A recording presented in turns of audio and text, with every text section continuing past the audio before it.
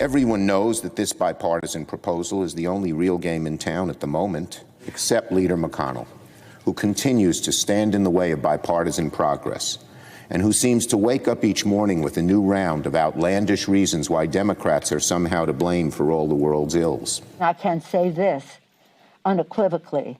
What Mr. McConnell is putting forth in terms of liability is such an assault on Americans' workers that I hope that the group goes nowhere near what he is presenting. Democrats laying the blame for the stalled progress on a new coronavirus relief bill at the feet of the majority leader. Speaker Pelosi was referring to one of the biggest issues, liability protections for businesses from essentially being sued if workers get sick from the virus. It's one of the two big issues lawmakers can't agree on. The other is state and local funding.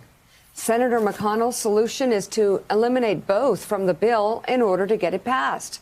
With us, we have Pulitzer Prize-winning columnist and associate editor of the Washington Post and MSNBC political analyst Eugene Robinson, and NBC News Capitol Hill correspondent and host of Way Too Early, Casey Hunt joins us. So, Casey, so Mitch McConnell says, let's move forward with COVID relief.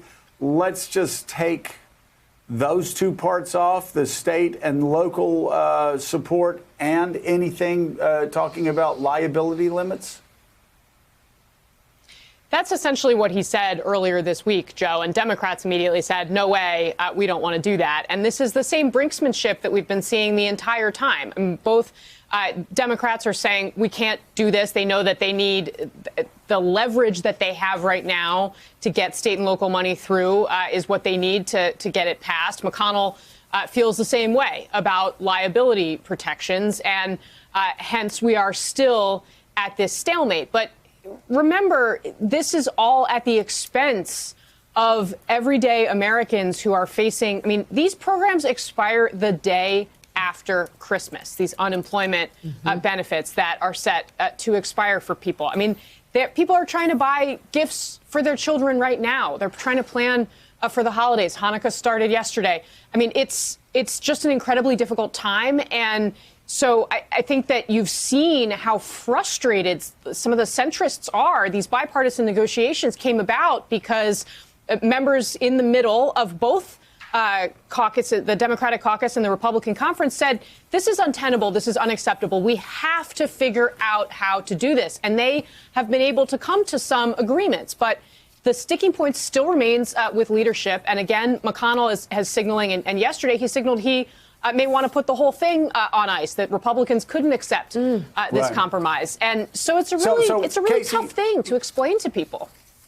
Let me ask you then, why, since this is more temporary, it's not massive, people are going to need more relief when the new Congress is sworn in the new year and when Joe Biden becomes president on the 20th, why not go ahead and just pass a relief package and get to the state and the local sections of this bill, as well as the section dealing with liability and what the liability shield would look like, get to that next year? Why not go ahead and just pass the COVID relief right now?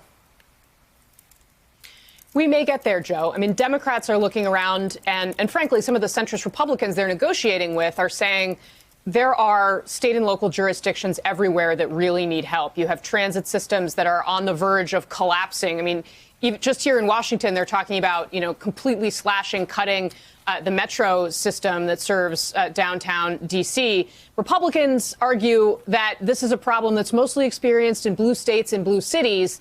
But I think centrists in both parties are looking around and saying, no, actually, I mean, you remember those Michigan Republicans came to Washington to try and talk to President Trump about the election, and instead they pled with him, please send us money to help shore up our finances. This is, a problem that is affecting everyone. Thanks for checking out MSNBC on YouTube, and make sure you subscribe to stay up to date on the day's biggest stories. And you can click on any of the videos around us to watch more from Morning Joe and MSNBC. Thanks so much for watching.